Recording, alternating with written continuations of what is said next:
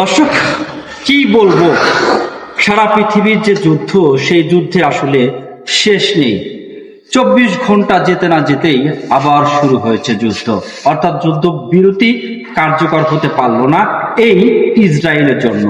আর Israel কিন্তু এক রাতে বোমা বর্ষণ করে 300 মানুষকে মেরে ফেললো।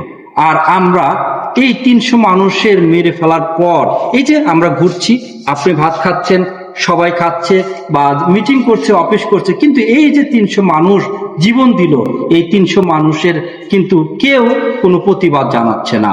অর্থাৎ ইসরায়েল ইচ্ছা করলেই আপনাকে বোমা বর্ষণ করতে পারে, মেরে ফেলতে পারে। অর্থাৎ এই যে সারা পৃথিবীতে অর্থাৎ আলোচনা চলছে, সেই সারা পৃথিবী আলোচনার ভিতরে 50টি হেলিকপ্টার নিয়ে, 50টি বিমান নিয়ে একযোগে লেবাননে হামলা করে তাদেরকে 300 জনকে প্রায় মেরে ফেললো।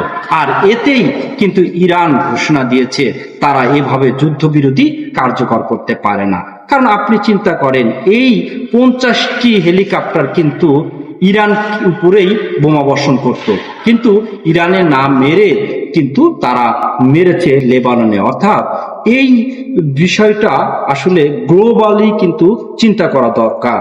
কারণ যে পরিস্থিতি এখন হয়েছে, সেটাকে ইসরায়েলে থামানোর মতো মনে হচ্ছে পৃথিবীতে কেউ নাই।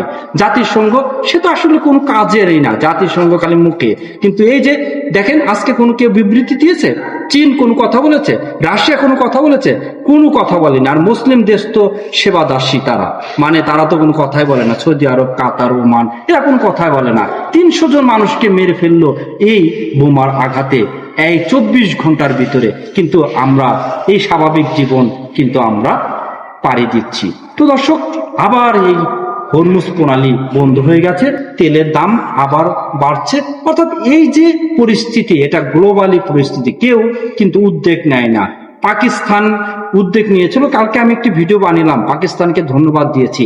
কারণ পাকিস্তান এই বিশ্বকে তারা রক্ষা করতে চেয়েছে, একটি সভ্যতা, একটি জাতিকে তারা রক্ষা করতে চেয়েছে।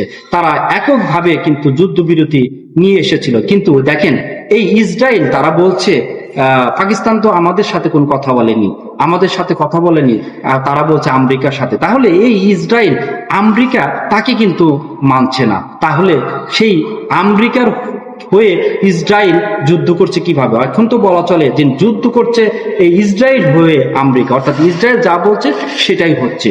এটাই এখন বিশ্বের দেখা বসে, মানে বিবেককে খুলতে হবে। আপনাদের চোখ বন্ধ, সে চোখকে কিন্তু খুলতে হবে, না হলে সবারই বিপদ। অর্থাৎ আমি খাচ্ছি, আমি ঘুমাচ্ছি, আমি বেঁচে যাব, আসলে এটা কিন্তু মুসলমানের যে কথা, সেটা কিন্তু আর হবে না। কারণ আপনিও কিন্তু এই বোমার তলে এসে পড়ে যাবেন। 300 বোমা যে মারা হয়েছে, 300 মানুষকে মারা হয়েছে এক রাতে। চিন্তা করেন, এই এক রাতে 300 মানুষকে হত্যা করা হয়েছে।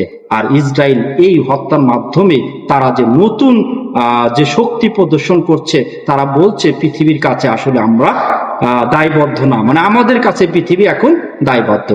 তাই সবাইকে উদ্যোগ নিতে হবে, এই ইসরায়েলে কিন্তু আপনাকে ঠেকাতে হবে, না হলে এই বিশ্বের অন্ধকার নেমে আসবে, কোনো আলো থাকবে না। এই যে এখানে আলো জ্বলছে, সেই আলো কিন্তু আর জ্বলবে না। তো দর্শক, থাকবেন উজ্জার সাথে, এরকমই খবর আপনাদের দিচ্ছি। তবে এটা বলে রাখি, এই তেলের দাম আবার বাড়ছে এবং যে হরমুজ প্রণালী আবার বন্ধ করা হয়েছে, কারণ এই মাত্র ইসরায়েলের জন্য। সবাইকে ধন্যবাদ, আল্লাহ হাফেজ।